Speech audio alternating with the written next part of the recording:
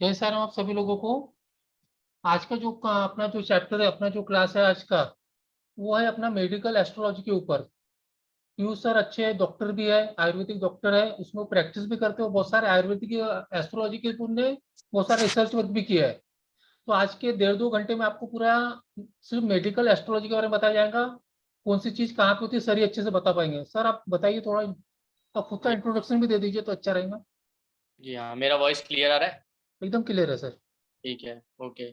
आज नमस्कार, मेरा नाम डॉक्टर पीयूष दुबे है। बेसिकली मैं एक आयुर्वेदिक डॉक्टर हूँ, आयुर्वेदिक प्रैक्टिशनर हूँ और वैदिक एस्ट्रोलॉजर और पामिस्ट भी हूँ। अभी रिसेंटली हम लोगों ने पामिस्ट्री पे एक क्लास किया भी था। तो मैं आयुर्वेद में ही प्रैक्टिस करता हूँ।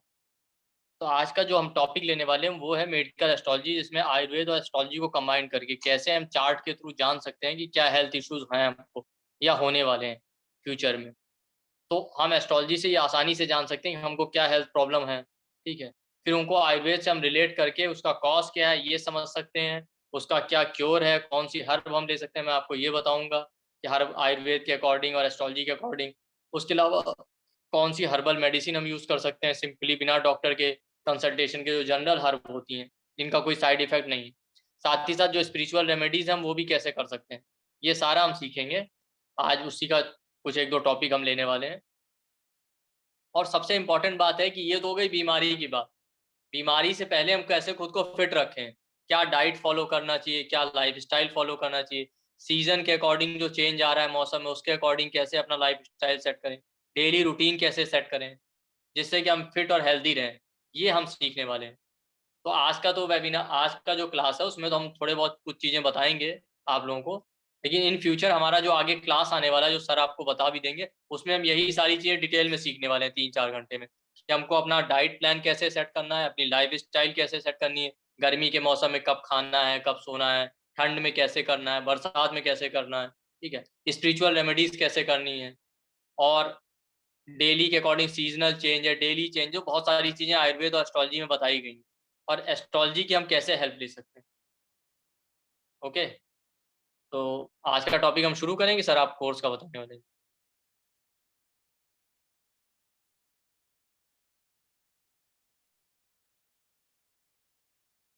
तो आप लोग देख रहे होंगे स्क्रीन पे मेडिकल एस्ट्रोलॉजी। पहले हम 2 मिनट में मैं आपको इंट्रोडक्शन दे दूँगा कुछ आयुर्वेद का, एस्ट्रोलॉजी का, उसके बाद हम कोर टॉपिक स्टार्ट करेंगे। तो इंट्रोडक्शन में आप लोगों को दिख भी रहा होगा कि Ayurveda and astrology are two the most ignored branches. जो आयुर्वेद और एस्ट्रोलॉजी है, ये सबसे इग्नोर्ड ब्रांचेज़ है, जिस पे लोग ज़्यादा ध्यान ही नहीं देते।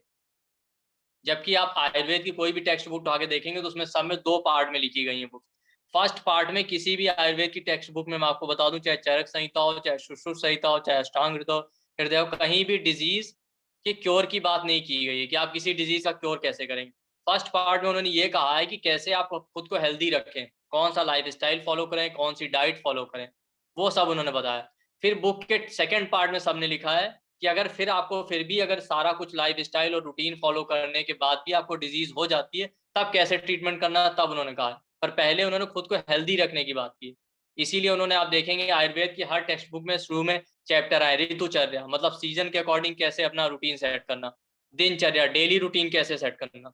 इसीलिए आयुर्वेद का जो सूक्ष्म वो मतलब एम भी बताया गया, वो भी लिखा है, आप देखेंगे कि स्वस्थस्य स्वास्थ्य रक्षणम आतुरस्य विकार प्रशमनम च।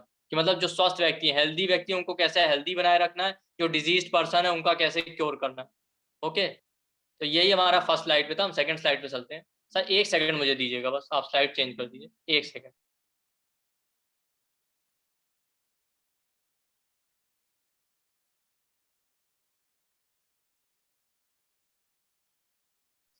तो ये हमारा सब सारी बुक में आपको यही मिलेगा। किसी भी बुक में बीमारी की बात पहले नहीं की गई इलाज की। पहले उन्होंने कहा कैसे हेल्दी रखें, कौन-कौन सी चीज़ें फ़ॉलो करें। तो डेली लाइफ़स्टाइल कैसे क्या सेट करना है, उसके अलावा जो है सीज़न के अकॉर्डिंग। और एक बड़ी इम्पोर्टेंट चीज़ आयुर्वेद में जो दी गई वो है अधारणी वेग, मतलब कौन-सी चीज़ें जिनको रोकनी है, कौन-सी नहीं रोकनी है। ये भी इम्पोर्टेंट पार्ट है। जैसे उन्होंने कहा है कि आपको टॉयलेट लगा है, यूरिन कार्ग हो रहा है, तो आप उसको रोकिए नहीं, तुरंत यूरिन हो आइए। अदरवाइज़ अगर आप उसको ज़्यादा देर रोकने की हैबिट रखेंगे तो आपको प्रॉब्लम हो जाएगा। आपको मोशन आ रहा है तो आप जाके फ्रेश हो आइए। तो ये भी उसमें इस तरह की उसमें 13-14 वेग बताए गए हैं कि वो 13 या 14 चीज़ें कौन-सी हैं जो आपको रोकनी नहीं है। वरना वो भी जैसे आप ज्यादा देर तक आपको मोशन लग रहा है, आप उसको रोक के रखेंगे तो पाइल्स हो जाएगा लॉन्ग टर्म। तो अब यहाँ पे आप देख रहे होंगे स्लाइड में लिखा भी है कि आयुर्वेद और एस्ट्रोलॉजी के बीच में क्या रिलेशन है। तो आयुर्वेद और एस्ट्रोलॉजी दोनों एक दूसरे से इंटरलिंक्ड है। आप कोई भी आयुर्वेद का क्लासिकल टेक्स्ट उठा के देखेंगे, वहां पे जगह जगह पे आपको एस्ट्रोलॉजी से रिलेटेड चीजें इजीली मिल जाएंगी। थोड़ा सा मैं फास्ट इसलिए चल रहा हूँ कि शुरू की इंट्रोडक्शन स्लाइड है, जिसको हमको बस समझाना है। कोर टॉपिक आएंगे तो हम आराम से धीरे धीरे लेंगे। तो आप देखेंगे पूरे आयुर्वेद के टेक्स्ट बुक आप उठा के देख लीजिए, वहां पे आपको हर जगह तिथि का, नक्षत्र का, इन सारी चीजों का यूज मिल जाएगा। स्पेशली आप शारीर स्थान में चले जाएं किसी भी आयुर्वेद की टेक्स्ट बुक में, तो आपको कंसीव कब करना है, आपको जो है क्या कहते हैं कब कंसेप्शन करना है, 9th मंथ में क्या प्रेगनेंसी फॉलो में क्या रूटीन फॉलो करने, कौन सी तिथि पे करना है, किस नक्षत्र में करना है, कौन सी मेडिसिन किस नक्षत्र में देनी है, ये सारा आपको डिटेल में मिल जाएगा। इससे आपको पता चलता है कि दोनों स्ट्रांगली इंटरलिंक्ड है, और अगर हम दोनों को एक दूसरे के साथ कंबाइन करके फॉलो करें तो अपना लाइफ स्टाइल हेल्दी रख सकते हैं। नेक्स्ट स्लाइड पे चलते हैं हम लोग।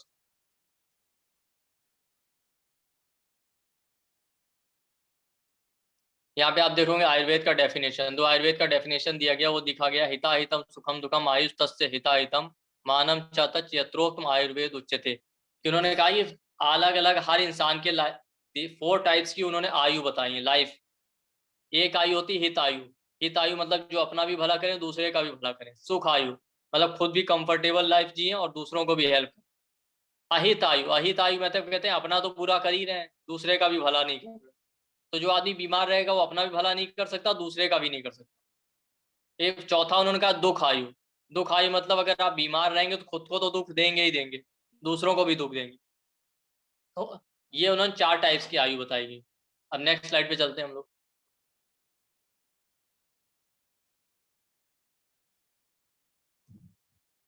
हाँ, अब आता है हमारा कोर पर। आप देख रहे होंगे साइंस और सिग्निफिकेशन। ठीक है, अब हम थोड़ा आराम से चलेंगे। यहाँ पे 12 साइंस लिखे हुए हैं। हर एक साइन के आगे एक एक बॉडी पार्ट, दो दो बॉडी पार्ट लिखा है कि कौन सा साइन एस्ट्रोलॉजी में कौन से बॉडी पार्ट को रिप्रेजेंट करता है। और यहाँ पे मैं एक अच्छा कॉन्सेप्ट बता दूं कि इसको याद करने का तरीका ये है कि एस्ट्रोलॉजी में 12 हाउस होते हैं और 12 साइन होते हैं, और काल पुरुष के हिसाब से जो साइन है वो फिक्स है। फर्स्ट हाउस में एरीज आता है, सेकंड हाउस में टॉरस आता है, जेमिनाई आता है थर्ड हाउस में, कैंसर आता है फोर्थ हाउस में, लियो आता है फिफ्थ हाउस में, वर्गो आता है सिक्स्थ हाउस में, लिब्रा आता है सेवेंथ में, स्कॉर्पियो एट्थ हाउस में, नाइन्थ हाउस में सेजिटेरियस, 10th में कैप्रिकॉन, एक्वेरियस आता है 11th हाउस में, और पाइसिस आता है 12th हाउस में। ये है काल पुरुष के चार्ट के अकॉर्डिंग। लेकिन हर किसी के चार्ट में ऐसा नहीं होगा। एरीज असेंडेंट के लिए तो ठीक है, जिनका लगन एरीज है, मतलब फर्स्ट हाउस में जिनका 1 नंबर लिखा है या एरीज लगन है, उनके लिए तो ऐसे ही रहेगा। बट हर चार्ट के अकॉर्डिंग अलग अलग असेंडेंट होता है। कोई सेजिटेरियस असेंडेंट होगा जिसका 9 नंबर लिखा होगा लगन में, कोई कैप्रिकॉन असेंडेंट होगा जिसका 10 नंबर लिखा होगा, कोई लियो असेंडेंट होगा जिसका 5 नंबर लिखा होगा। तो हर असेंडेंट के लिए लगन अलग अलग हो जाएगा। तो हाउस में सर, पीयूष सर, जी आप थोड़ी गाड़ी स्लो करो, थोड़ी ज्यादा ही फास्ट जा रही है। नहीं, अभी ये तो जनरल चीज है, मैं अभी कोर टॉपिक पे आएंगे वो भी तो इसलिए इसको स्लो ही करेंगे ठीक, फिर। ठीक है ना, ठीक है, ओके। वो मैंने बताया इन लोगों को। ठीक हाँ है, हाँ, वो ओके। चीज ज्यादा काम की नहीं है, बस एक इंट्रोडक्शन देना है। तो 12 हाउस होते हैं एस्ट्रोलॉजी में, उसमें 12 साइन आते हैं। ठीक, तो आपको याद कैसे रखना है, मैंने यहाँ पे साइन के सिग्निफिकेशन लिख दिए। और जरूरी नहीं कि हर किसी के फर्स्ट हाउस में एरीज आए। सेजिटेरियस लगन है तो 9 नंबर आ जाएगा, कैप्रिकॉन है तो 10 नंबर आ जाएगा। तो आपको क्या करना है कि इन साइंस के सिग्निफिकेशन आपने याद कर लिए जो यहाँ पे लिखे हैं। ओके, इसके बाद क्या है कि सेम जो साइन कालपुरुष के अकॉर्डिंग जो करस्पॉन्डिंग हाउस में आएगा ना, उसके भी वही सिग्निफिकेशन होंगे। फॉर एग्जाम्पल मैं आपको समझाता हूँ। एरीज का सिग्निफिकेशन लिखा है कि एरीज हेड को और ब्रेन को रिप्रेजेंट करता है। ओके, तो अब किसी के चार्ट में मान लेते हैं एरीज किसी और हाउस में आया। फॉर एग्जाम्पल अगर कोई एरीज असेंडेंट है तब तो फर्स्ट हाउस में आ गया, इजी है। बट कोई मान लेते हैं सेजिटेरियस असेंडेंट है तो कैसे होगा। सेजिटेरियस में तो 9 नंबर आएगा पहले हाउस में, तो उसका एरीज आएगा फिफ्थ हाउस में, 9 10 11 12 और 1। तो ऐसे केस में क्या है, एरीज फिफ्थ हाउस में आ गया तो एरीज जहां बैठा है वहां पे भी आप हेड और ब्रेन चेक करेंगे। और एरीज कालपुरुष के फर्स्ट हाउस का साइन, तो फर्स्ट हाउस भी हेड के लिए देखेंगे और ब्रेन से रिलेटेड प्रॉब्लम्स के लिए, भले वहां पे सजिटेरियस लिखा है, इसी तरीके से हर हाउस में आपको देखना है। टॉरस साइन जो है फैमिली, वेल्थ, बैंक बैलेंस का है, और बॉडी पार्ट में आपके फेस को रिप्रेजेंट करता है, फेस को, तीत को। तो कहीं भी आपको फेस का प्रॉब्लम आ रहा है, तीत का प्रॉब्लम आ रहा है, तो आप टॉरस को देखिए। और टॉरस सेकंड हाउस का साइन है, तो उस चार्ट में सेकंड हाउस को देखिए। जेमिनाई आपके नेबर्स को, सिबलिंग्स को रिप्रेजेंट करता है, और बॉडी पार्ट में नेक को, शोल्डर को और आर्म्स को। तो मान लेते हैं किसी को गले में दिक्कत है, आपके कंधे में दिक्कत है, ठीक है, आपके कंधे में दिक्कत है, शोल्डर में दिक्कत है, तो आप जेमिनाई जहां बैठा उसको चेक कीजिए, और थर्ड हाउस भी चेक करेंगे उस, क्योंकि दोनों सेम बॉडी पार्ट रिप्रेजेंट करेंगे। मान लेते हैं कैंसर, कैंसर आपका mother, Motherland, property, mental peace का है, हार्ट का है, आपके चेस्ट और ब्रेस्ट का है। तो किसी को मान लेते हैं चेस्ट में इशू है, लंग्स में इशू है, हार्ट में इशू है, फीमेल्स को कोई ब्रेस्ट का इशू है, तो आप कैंसर देखेंगे, कैंसर कहाँ बैठा है चार्ट में, वो एफ्लिक्टेड है कि नहीं।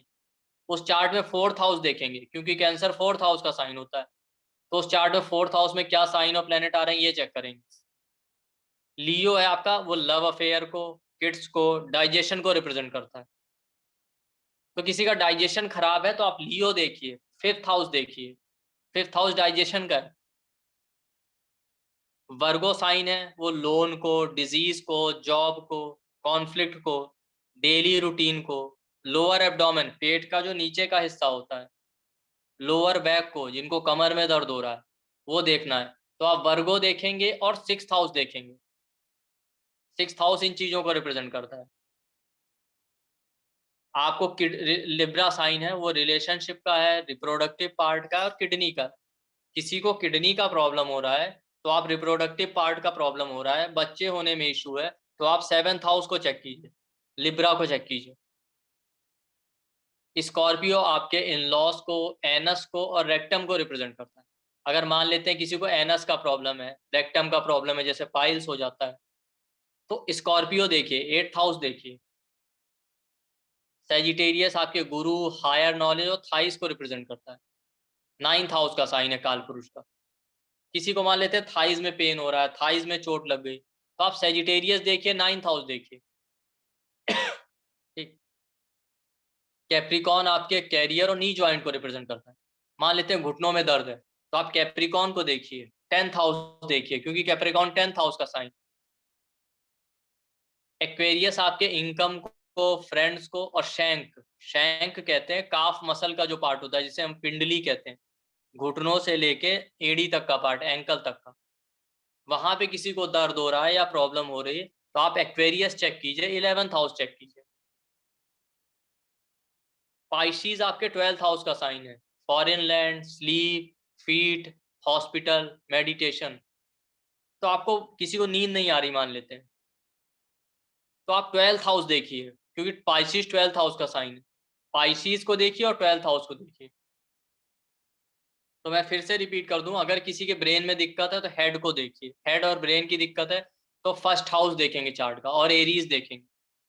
दांतों में दिक्कत है, आई साइट का प्रॉब्लम है, फेस पे कोई प्रॉब्लम है, ठीक है, नोज का प्रॉब्लम है, तो आप टॉरस देखिए, सेकंड हाउस देखिए। आपको थायराइड की प्रॉब्लम है, गले में कोई दिक्कत है, कंधे में दर्द है, शोल्डर में दर्द है, आर्म्स में प्रॉब्लम है, तो आप जेमिनाई देखिए, थर्ड हाउस देखिए।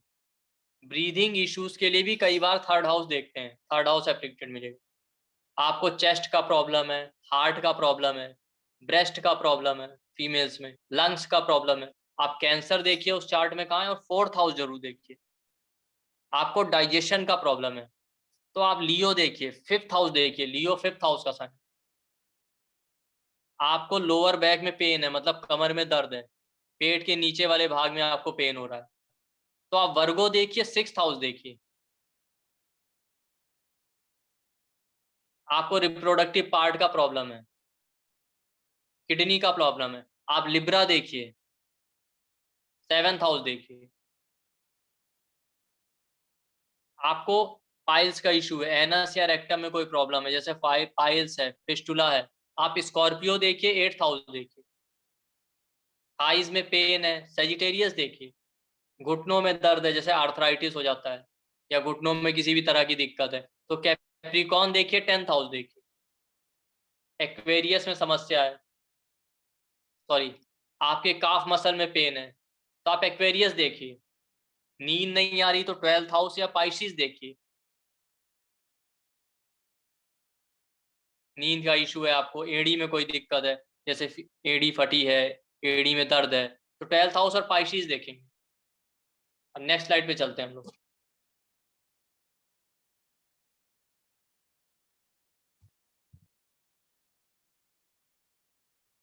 ये देखिए, इसीलिए मैंने चार्ट बना दिया है जिससे आपको याद हो जाएगा। क्वेरीज सब लोग हैंड ना रेज करें, लास्ट में सबको म्यूट करके हम लोग सबकी क्वेरीज देंगे वन बाय वन, छोड़ेंगे किसी को नहीं। देखिए आपको दिख रहा होगा, फर्स्ट जहां पे फर्स्ट नंबर लिखा है वो फर्स्ट हाउस है। फर्स्ट हाउस हेड का है, सेकंड हाउस फेस का है, तो फेस के जितने भी अंग आ गए, बॉडी पार्ट, वो सब फेस में आ जाएंगे। थर्ड हाउस नेक का है, अब नेक और शोल्डर के अराउंड जितने भी चीजें आएंगी बॉडी की, वो सब थर्ड हाउस में। और जेमिनाई, ठीक है, 3 नंबर जेमिनाई का होता है। फोर्थ में चेस्ट लिखा है, फोर्थ हाउस चेस्ट का है, हार्ट का, चेस्ट के एरिया का जितना भी बॉडी पार्ट है वो सब 4 नंबर में आ जाएगा। फिफ्थ हाउस में डाइजेशन लिखा है, डाइजेशन से रिगार्डिंग जो भी इश्यू है हम फिफ्थ हाउस से देखेंगे। सिक्स्थ हाउस में लोअर बैक लिखा है, लोअर बैक का जो भी इश्यू है सिक्स्थ हाउस से देखेंगे। रिप्रोडक्टिव पार्ट है, किडनी है, उसका जो भी समस्या हम सेवंथ हाउस से देखेंगे। एनस है, रेक्टम है, जैसा मैंने अभी बताया पीछे चार्ट में, उसी को मैंने चार्ट में दिखाने की कोशिश की, वो 8th हाउस है, स्कॉर्पियो से। थाइस की प्रॉब्लम है तो 9th हाउस, घुटने की दिक्कत है तो 10th हाउस, काफ मसल की प्रॉब्लम है तो 11th हाउस, फीट का प्रॉब्लम है या नींद की समस्या है तो 12th हाउस देखेंगे। तो ये आपको याद होना चाहिए। अब चलते हैं नेक्स्ट स्लाइड पे। अगर आप लोगों को स्क्रीनशॉट लें तो स्क्रीनशॉट ले सकते हो इसका, फिर बाद बिल्कुल। में ये वापस नहीं आएगा। सर पीछे वाली स्लाइड भी एक बार कर दीजिए, उसका भी ले लें, हाँ, तो बहुत इंपॉर्टेंट। आप लोग स्क्रीनशॉट लेके बाद में समझ में आएगा हम क्यों बता रहे हैं स्क्रीनशॉट लेने के लिए।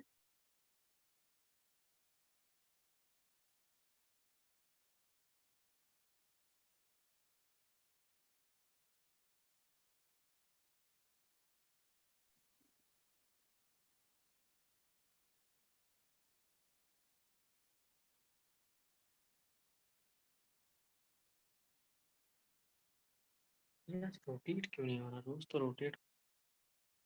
हाँ सर। हम्म। अभी आप कोई हैंड रेस मत कीजिए, हम आपके डाउट अभी नहीं लेंगे, क्लास खत्म होने के बाद जब तक आपके डाउट पूरे नहीं होते सबको आंसर किया जाएगा, भले 12 क्यों नहीं बच जाए। हैंड डाउन कीजिए तो ज़्यादा अच्छा रहेगा। जी बिल्कुल। तो अभी आप देख रहे होंगे जिस तरह से हमने साइन और हाउस की बात की थी ना, उसी तरीके से आपको प्लेनेट भी दिख रहे होंगे। हर प्लेनेट भी किसी ना किसी बॉडी पार्ट को रिप्रेजेंट करता है, तो वो प्लेनेट भी आपके चार्ट में एफ्लिक्टेड होगा तो उस पर्टिकुलर बॉडी पार्ट की प्रॉब्लम आपको हो सकती है। जैसे अक्सर देखेंगे सन क्या है, आपकी आईज को, हार्ट को, बोन्स को रिप्रेजेंट करता है, और डाइजेस्टिव पावर को। अक्सर आप देखेंगे किसी का सन बहुत ज्यादा एफ्लिक्टेड हो, सन सैटर्न के साथ बैठा है, राहु के साथ बैठा है, केतु के साथ बैठा है, मार्स के साथ बैठा है, तो ऐसे लोगों को आंखों में दिक्कत होगी, जैसे कैटरेक्ट की समस्या हो जाए या हार्ट का इशू हो सकता है। ठीक है, अक्सर सन राहु वालों को बड़े एज होने पे जो है कैटरेक्ट का इशू हो जाता है या आई साइट की प्रॉब्लम रहती है। सन केतु है, सन मार्स है, तो इनको अक्सर बीपी और हार्ट की इशू होंगे। सन सैटर्न है तो भी ये सारी प्रॉब्लम रहेंगे। तो अगर सन आपका बहुत ज्यादा एफ्लिक्टेड है तो आपको आईज, हार्ट और बोन्स की दिक्कत हो जाएगी, डाइजेशन भी आपका अच्छा नहीं रहेगा। मून इसी तरीके से ब्लड को रिप्रेजेंट करता है, और फीमेल्स में पीरियड या मेंस्ट्रुअल फ्लो को, और ब्रेस्ट को रिप्रेजेंट करता है। और सीएसएफ, सीएसएफ कहते हैं ब्रेन में सेरेब्रोस्पाइनल फ्लूइड को। तो अगर मून बहुत ज्यादा एफ्लिक्टेड, आप अक्सर देखेंगे फीमेल्स के चार्ट में सैटर्न मून साथ में बैठे हों, या मून के ऊपर सैटर्न की दृष्टि पड़ जाए।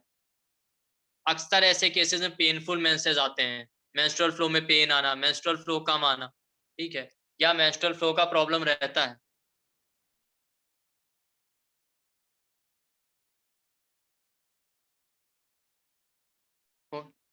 ओके।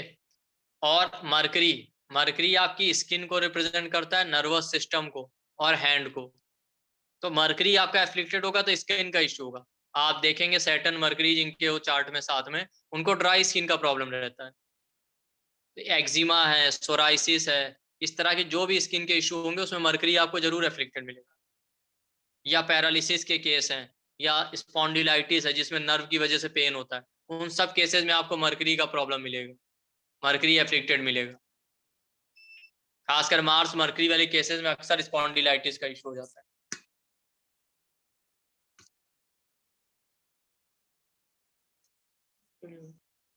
और जुपिटर, जुपिटर आपके लीवर का, इंटेस्टाइन का और डाइजेशन का कारक है। जुपिटर बच्चों का भी कारक है, चाइल्ड बर्थ का। तो अगर जुपिटर रेट्रो हो या बहुत ज्यादा एफ्लिक्टेड हो जाए तो आपका लीवर का प्रॉब्लम दे देगा। चाइल्ड बर्थ में इशू दे देता है जुपिटर। आप देखिए जुपिटर राहु के साथ बैठा हो, जुपिटर रेट्रो हो, जुपिटर आपका 8th हाउस में चला जाए तो आपका डाइजेशन का प्रॉब्लम है, चाइल्ड बर्थ का प्रॉब्लम आपको होने के बहुत स्ट्रॉन्ग चांसेस रहते हैं।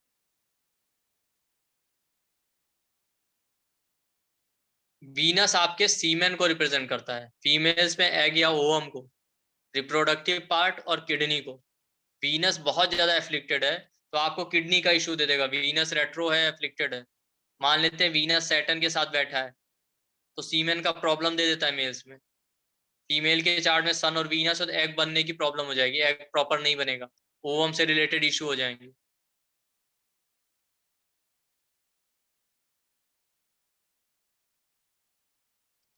सैटर्न आपके मसल्स को और लेग्स को रिप्रेजेंट करता है। जिसका सैटर्न रेट्रो हो या बहुत ज्यादा एफ्लिक्टेड हो उसको मसल्स में या पैरों में पेन या दर्द रहता है। खासकर सैटर्न रेट्रो वाले अक्सर आप देखेंगे उनको मसल्स का प्रॉब्लम रहेगा, डाइजेशन का प्रॉब्लम रहेगा। फीमेल्स में जिनका सैटर्न रेट्रो हो जाता है उनको पीसीओडी का प्रॉब्लम हो जाता है, मेंस्ट्रुअल फ्लो का प्रॉब्लम हो जाता है, क्योंकि सैटर्न आपका अपान वायु है। अपान वायु अगर गड़बड़ हो गई तो आपको मोशन क्लियर नहीं होगा, यूरिन क्लियर नहीं होगा, फीमेल्स में मेंस्ट्रुअल फ्लो प्रॉपर नहीं हो पाता। मार्स आपके ब्लड सेल्स और टीथ के पैटर्न को रिप्रेजेंट करता है।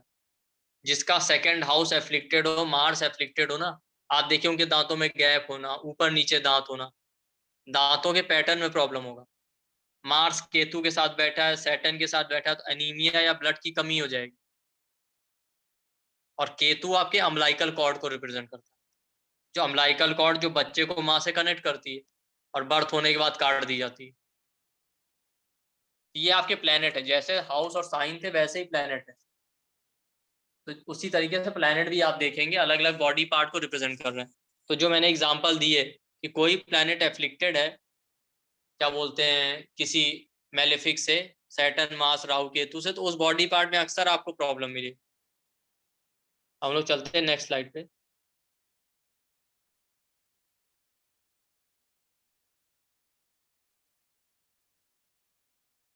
नेक्स्ट स्लाइड पे आप देखेंगे प्रकृति। चलिए इसकी नेक्स्ट स्लाइड पे चलते हैं, हम लोग कुछ इंपॉर्टेंट चीजें एनालाइज करेंगे।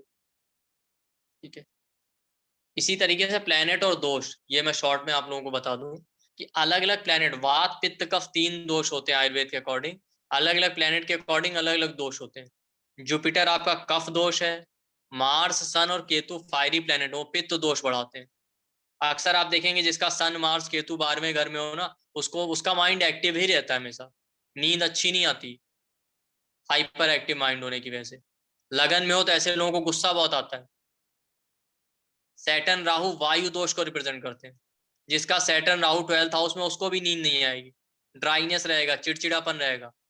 सैटर्न राहु लगन में हो तो ऐसे लोग थोड़ा लेजी, चिड़चिड़े हो जाते हैं, फेस भी ड्राई रहता है, बाल भी ड्राई रहेंगे। मून जो है वात कफ दोष को रिप्रेजेंट करता है। अक्सर देखेंगे जिनको कफ का प्रॉब्लम होगा, खांसी ज्यादा आ रही हो, बल्कि साइनस का प्रॉब्लम हो, उनका जुपिटर जुपिटर एफ्लिक्टेड होगा, मून भी एफ्लिक्टेड रहेगा। और मरकरी तीनों दोष को रिप्रेजेंट करता है, वात पित्त कफ। हम इसको देखेंगे कि आगे चार्ट में कैसे इनको यूज करेंगे। सर नेक्स्ट स्लाइड पे चलते हैं हम लोग।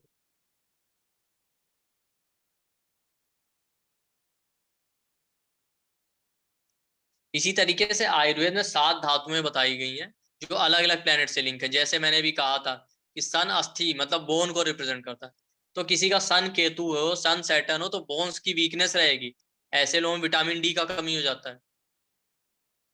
मून एफ्लिक्टेड है, सैटर्न के साथ में है, मार्स के साथ में, तो ब्लड का प्रॉब्लम हो जाएगा। सैटर्न मून है तो ब्लड की कमी हो सकती है आपके अंदर। मार्स आप देखेंगे जिनको बोन मैरो का प्रॉब्लम, बोन मैरो का कैंसर होगा, उनका मार्स बहुत ज्यादा एफेक्टेड रहता है। मरकरी स्किन को रिप्रेजेंट करता है, मरकरी सीवियरली एफेक्टेड।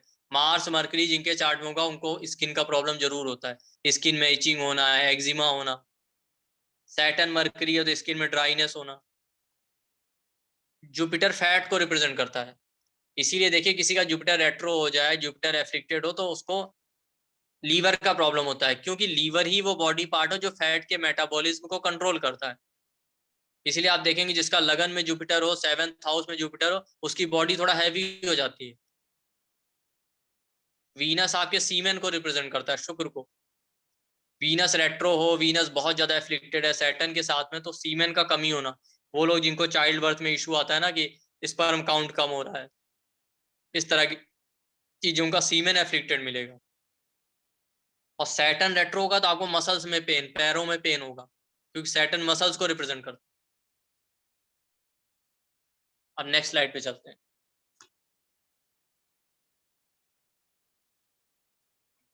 आज हम लोग डाइजेशन का लेंगे, क्योंकि डाइजेशन सबसे कॉमन प्रॉब्लम है। तो जब भी किसी के चार्ट में आपको डाइजेशन का प्रॉब्लम देखना है तो आप उसका 5th हाउस देखिए। 5th हाउस जितना सीवियरली एफेक्टेड होगा वो डाइजेशन का प्रॉब्लम देगा। अभी मैं आपको एग्जांपल चार्ट पे समझाऊंगा। तो बेसिकली आयुर्वेद में 13 टाइप्स बताए गए अग्नि के।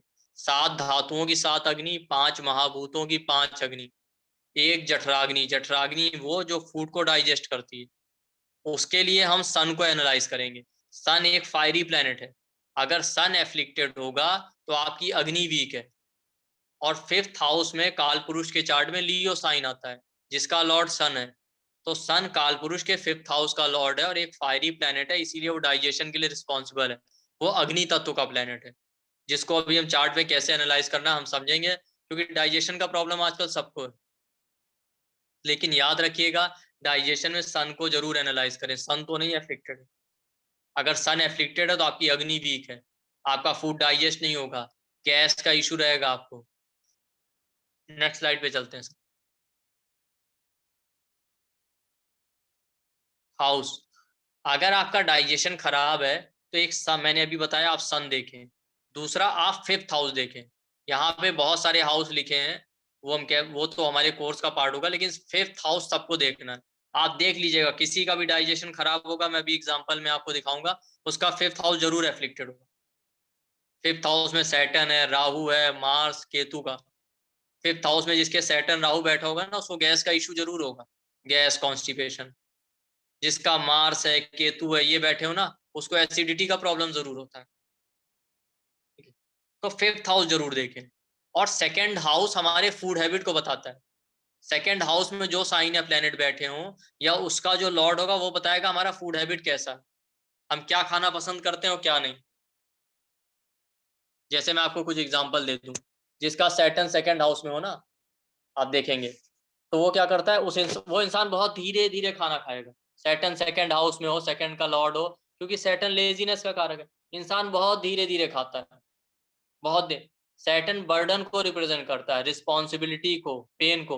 तो ऐसे लोग, और सैटर्न लेजीनेस का कारक है, तो ये लोग खाना खाने में भी आलसी होते हैं। इनके लिए खाना खाना भी बर्डन हो जाता है। इनको लगता है खाना ना पड़े तो अच्छा है, कोई ऐसा कैप्सूल या दवा बनी होती जिसको खा लेते तो एनर्जी आ जाती, तो खाने का टाइम बच जाता। और ये लोग क्या करते हैं, सैटर्न फास्टिंग का कारक, ये लोग खाना टाइम पे नहीं खाते काम की वजह से। पता चला 4 बजे, सुबह सुबह 8 बजे नाश्ता कर लिया था, लंच कर रहे हैं 3 बजे, कोई फिक्स टाइम नहीं। और ऐसे लोग कोल्ड, रेफ्रिजरेटेड और स्टेल फूड ज्यादा खाते हैं, जिनका सैटर्न 2nd में हो, 2nd का लॉर्ड हो। कोल्ड फूड खाना, बासी खाना, रेफ्रिजरेटेड फूड खाना, इसकी वजह से इनको कॉन्स्टिपेशन का इशू रहता है, डाइजेशन खराब रहता है। ऐसे लोग मिनरल वाली चीजें ज्यादा खाते हैं, नमक ज्यादा खाना, वो लोग होते हैं जो खाने में अलग से नमक डलवाते हैं। मिनरल वाली चीजें ज्यादा खाएंगे, मिनरल वाले कैप्सूल खा रहे हैं, पता चला उनको लगता है इससे एनर्जी आएगी। राहु जिसका 2nd हाउस में हो, 2nd का लॉर्ड हो, ये लोग जंक फूड और फास्ट फूड ज्यादा खाते हैं। और दूसरा इनको डाइजेशन का इशू इनको भी रहता है, एक तो जंक फूड, फास्ट फूड खाने की वजह से, दूसरा ये लोग बहुत जल्दी जल्दी चबा चबा के खाते हैं।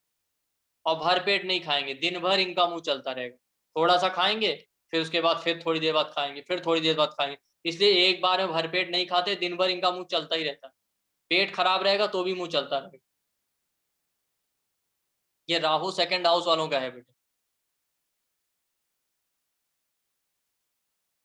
आप देखेंगे कि मार्स सेकंड हाउस में हो या सेकंड का लॉर्ड हो तो इन लोगों को गर्म खाना पसंद होता है। खाना गर्म और ताजा होना चाहिए, ठंडा नहीं।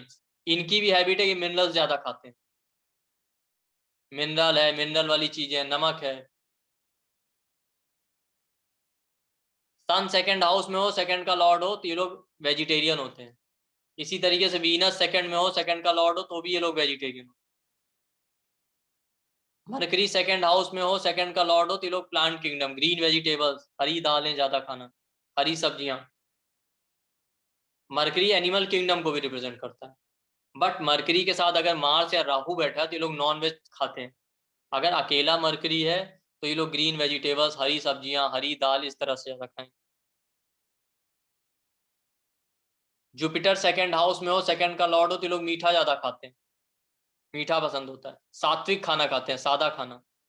इसीलिए अक्सर देखेंगे जिनके सेकंड हाउस में जुपिटर हो, सेकंड का लॉर्ड जुपिटर हो या जुपिटर रेट्रो हो ना जिनके चार्ट में, वो मीठा बहुत खाते हैं।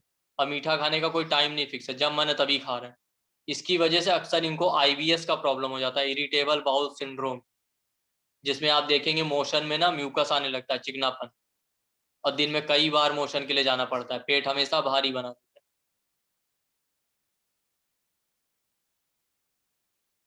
ये सारे प्लेनेट हो गए आई थिंक। कोई प्लेनेट छूटा है? राहु, सन, मार्स, मून। मून जिनका सेकंड हाउस में हो, सेकंड का लॉर्ड हो, ये लोग मिल्क और मिल्क प्रोडक्ट ज्यादा खाते हैं, पानी ज्यादा पीते हैं। वीनस जिसका सेकंड हाउस में हो, सेकंड लॉर्ड हो, वो वेजिटेरियन तो होंगे ही, फ्रूट जूस या जूसी चीजें ज्यादा खाएंगे, सॉफ्ट चीजें। और वीनस सेकंड हाउस, सेकंड का लॉर्ड हो तो ऐसे लोगों की खास बात होती है, खाना अच्छे से बना होना चाहिए, टेस्ट अच्छा होना चाहिए और अच्छे से सजा के सर्व किया हुआ होना चाहिए, क्योंकि वीनस ब्यूटी का कारक है। तो सेकंड हाउस में बैठे प्लैनेट से आप इंसान का फूड हैबिट देख सकते हैं। वहीं से आपको पता चल जाएगा कि इनकी फूड हैबिट खराब है, इसलिए इनका डाइजेशन खराब है। तो उसके अकॉर्डिंग अगर आप समझ के अपना फूड हैबिट चेंज कर लें तो आपका अपना डाइजेशन सुधर सकता है। और फिफ्थ हाउस जरूर देखें। अब चलते हैं नेक्स्ट स्लाइड पे। सर नेक्स्ट पे चलिए, नेक्स्ट। ठीक। आप ये देखते हैं, अगर किसी को गैस या कॉन्स्टिपेशन का इशू हो रहा है तो आप उसका फिफ्थ हाउस देखिए। फिफ्थ हाउस में अगर सैटर्न या राहु है फिफ्थ में, या एरी साइन है, ध्यान से सुनिएगा, Gemini, Libra, Aquarius, 3 number, 7 number या 11 नंबर लिखा है, और सैटर्न या राहु जैसे एरी प्लेनेट है, उस इंसान को गैस का, कॉन्स्टिपेशन का इशू रहेगा। या अक्सर ऐसे चार्ट में सैटर्न रेट्रोग्रेड भी मिलता है, तो भी मैंने कहा था ना, सैटर्न रेट्रो हो तो पीसीओडी, गैस और कॉन्स्टिपेशन का इशू देता है। और सन जरूर देखना, सन और जुपिटर जरूर एफ्लिक्टेड होंगे। तो किसी के चार्ट में सन और जुपिटर एफ्लिक्टेड है तो आप समझ जाइए किसको डाइजेशन का इशू होगा। फिफ्थ हाउस देख लीजिए, फिफ्थ हाउस एफ्लिक्टेड है तो भी डाइजेशन का इशू होगा। आपको कुछ भी नहीं आता, आप सिंपल फिफ्थ हाउस देख लीजिए, फिफ्थ हाउस एफ्लिक्टेड है, डाइजेशन खराब। और अगर आपने सैटर्न राहु देख लिया फिफ्थ हाउस में तो पक्का बता दीजिए गैस और कॉन्स्टिपेशन होगा, या सैटर्न रेट्रो तो भी।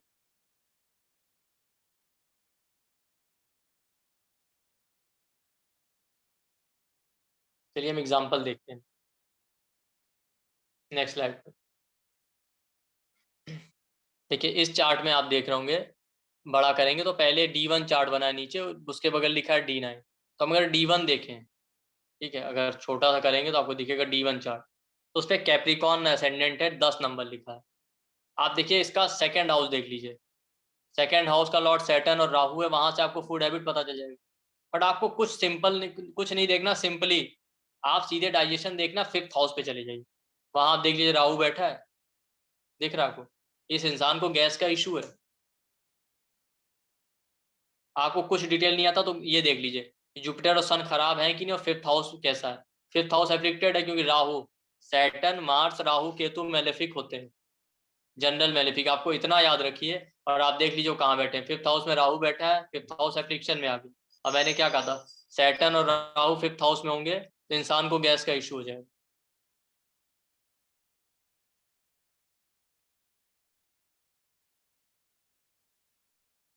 अगर आप बहुत एक्सपर्ट नहीं है एस्ट्रोलॉजी में, बहुत ज़्यादा आपको नहीं आता, तो आप सिंपल सा देख सकते हैं, जैसा कि इस चार्ट में दिख रहा हो। और आप थोड़ा और डिटेल में जाना चाहते हैं तो आप देखें, जुपिटर डाइजेशन का कारक है, वो 12th हाउस में चला गया। एक एफ्लिक्शन तो ये आ गया। सन जो अग्नि होती है आपकी डाइजेशन की, वो सैटर्न के साथ बैठी है 10th हाउस में, और 8th का लॉर्ड भी है, और मरकरी 6th लॉर्ड के साथ ही बैठा है वो। तो सन भी ऑलरेडी एफ्लिक्टेड है, तो सन और जुपिटर दोनों एफ्लिक्टेड है। बट अगर कुछ भी नहीं आता, सिंपली मान लेते हैं आप बिल्कुल नए बिगनर, आप 5th हाउस देखिए, गैस बन रही है, कॉन्स्टिपेशन है, सैटर्न राहु मिलेंगे आप। बहुत सिंपल है। इसी तरीके से मैं इसका रेमेडी बता देता हूँ। अगर किसी को कॉन्स्टिपेशन बहुत ज़्यादा हो रहा है, पेट साफ नहीं हो रहा, तो एक पाउडर आता है पंचसकार चूर्ण, किसी भी आयुर्वेदिक ब्रांड में इजीली मिल जाएगा, कोई साइड इफेक्ट नहीं है। ध्यान से सुनिएगा, पंचसकार चूर्ण आप ले आइए, रात में सोते समय 1 चम्मच गर्म पानी से ले लीजिए, आपका पेट साफ हो जाएगा 1-2 बार उसमें। और जिनको कॉन्स्टिपेशन का इशू हो ना, उनको ऑयली स्पाइसी जंक फूड नहीं खाना चाहिए, स्पेशली दही और केला तो बिल्कुल अवॉइड करें, वरना कॉन्स्टिपेशन और बढ़ जाएगा। और साथ ही साथ सब्जी में भी, जैसे बैगन है, भिंडी है, क्या कहते हैं, और कटहल है, ये सारी हैवी जो वेजिटेबल्स हैं डाइजेस्ट होने में, उनको भी अवॉइड कीजिए। जिनको हैवी कॉन्स्टिपेशन है वो पाउडर ले आए, और कुछ दिनों तक जो है सॉफ्ट फूड खाएं, जैसे दाल पिए, दाल चावल खाएं, इस तरह से फ्रूट जूस लें, वो चीज़ें खाएं, आपका डाइजेशन अच्छा रहेगा, कुछ दिन में आपका पेट खुद साफ होने लगा। फाइबर वाली डाइट लें, खाने के बाद सोएं नहीं, खाने के बाद थोड़ी देर तक वॉक करें। कभी भी खाने के बाद दिन में नहीं सोना चाहिए, वरना भी डाइजेशन खराब हो जाएगा। आयुर्वेद में कहा गया खाने के बाद दिन में कभी नहीं सोना चाहिए। सोना भी तो गर्मी के मौसम में भले आप थोड़ी देर सो सकते हैं, सर्दी में या बरसात में तो बिल्कुल भी ना सोएं। तो जिसको भी डाइजेशन का इशू हो रहा हो वो पाउडर ले आए, और इजीली ले सकते हैं, 1-2 बार मोशन होगा, आपका पेट साफ हो जाए। अभी नेक्स्ट चार्ट में हम एसिडिटी को भी लेते हैं, क्योंकि एसिडिटी। सर आपकी आवाज नहीं आ रही है सर। हमारी मेरी आवाज अब आ रही है, हाँ। नेक्स्ट स्लाइड पे चलिए, तो हम सर एक एसिडिटी बार लेते वो दवाई का नाम फिर से रिपीट कर दो ना, आराम से बहुत सारे लोग लिख लेंगे। हैं। सर पंच सकार, एक पी, बार हाँ इंग्लिश बोल दीजिए। बोलो, PANCHSAKAR,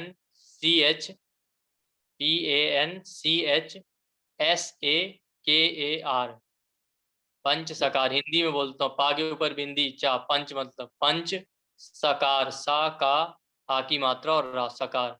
किसी भी आयुर्वेदिक ब्रांड में आपको मिल जाएगा, डाबर है, वैद्यनाथ है, धूप तापेश्वर है, कोई भी इजीली मिल जाएगा, हर जगह अवेलेबल है। पतंजलि का भी मिल जाएगा, और कोई साइड इफेक्ट नहीं है, आप गर्म पानी से लेंगे, 1-2 बार में पेट साफ हो जाए। ठीक है सर, थैंक यू। और यही चीजें हम अपने कोर्स में सीखने वाले हैं, ऐसी छोटी छोटी, हर छोटे छोटे डाइट, जैसे मैंने भी आपको बताया क्या खाना है क्या नहीं खाना है। आप देख रहे होंगे एसिडिटी,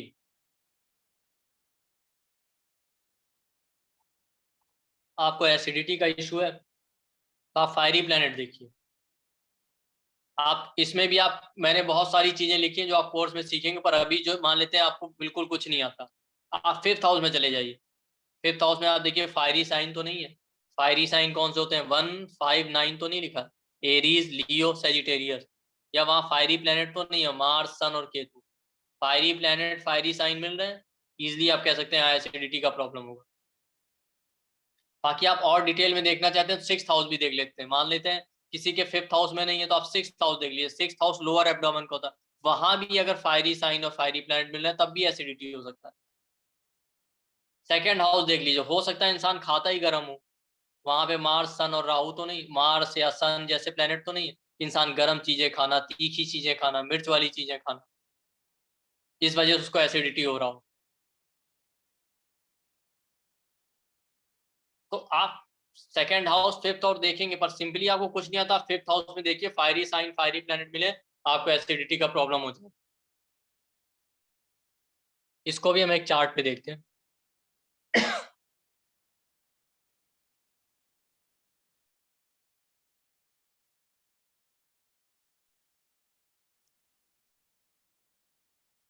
आप यहाँ पे देखेंगे सेजिटेरियस असेंडेंट है, इनके 5th हाउस में फायरी साइन है, अगर हम डिटेल में ना जाए, कुछ भी ना चेक करें। और ये जरूर देख लीजिएगा, एसिडिटी हो, गैस हो, कॉन्स्टिपेशन हो, डाइजेशन का कोई भी इशू हो, जुपिटर और सन को जरूर देख लीजिए, वो जरूर एफ्लिक्टेड मिलेंगे कहीं भी। अब यहाँ पे भी देखिए, जुपिटर और सन 7th हाउस में, 7th हाउस दिक शून्य हो जाते हैं दोनों प्लेनेट। तो अब मैंने जैसा कहा था, आपको एसिडिटी देखनी है, 5th हाउस देखिए, 5th हाउस में फायरी साइन एरीज, सिंपल सी बात।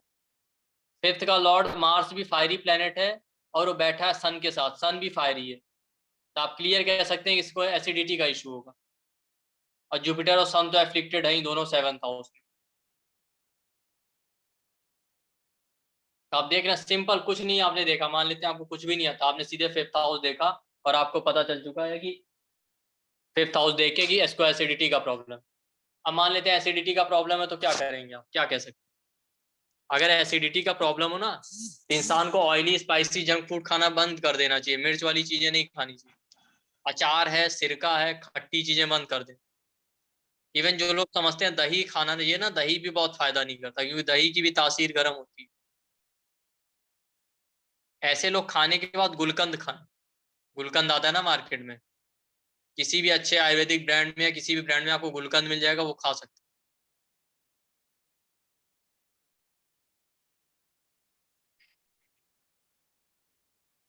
और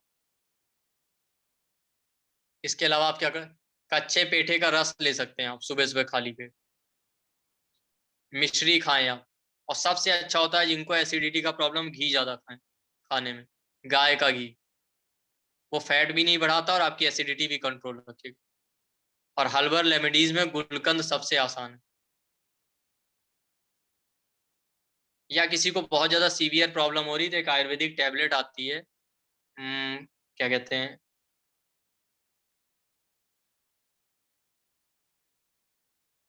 हाँ, एक आयुर्वेदिक टैबलेट आती है सूतशेखर रस नाम से। आप 2 टैबलेट सुबह, 2 टैबलेट रात में ले सकते हैं, कोई साइड इफेक्ट नहीं है। धीरे धीरे करके आपकी एसिडिटी चली जाएगी, बस शर्त यही है कि खाने पीने का ध्यान रखिए, ऑयली स्पाइसी चीजें, जंक फूड, और क्या बोलते हैं, मिर्च वाली चीजें, नॉन वेज चीजें आप कुछ दिन तक ना खाएं। मैं टैबलेट रिपीट कर दूं, सूतशेखर रस और सर गुलकंद। इंग्लिश में जी, बता दीजिए, क्योंकि सब डॉक्टर नहीं है, आप ही अकेले डॉक्टर हो। नहीं, इंग्लिश में SOOTSEKHAR, सूतशेखर रस। आप किसी भी जाके ब्रांड में कह देंगे। मैं, ये मेडिसिन ऐसी है ना जो हर ब्रांड में अवेलेबल है, ऐसा नहीं मैं किसी स्पेसिफिक ब्रांड का प्रमोशन करता हूँ। किसी भी ब्रांड पे आप जाके बताएंगे आपको मिल जाएगा, और मैं वही बता रहा हूँ जिनका कोई साइड इफेक्ट नहीं है,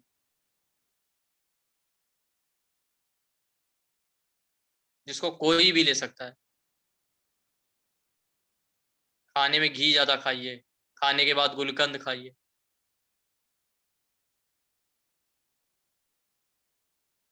सर, आप कोर्स का कुछ बताना चाहेंगे कि आगे कंटिन्यू करें? तो बता ही देते हैं अभी।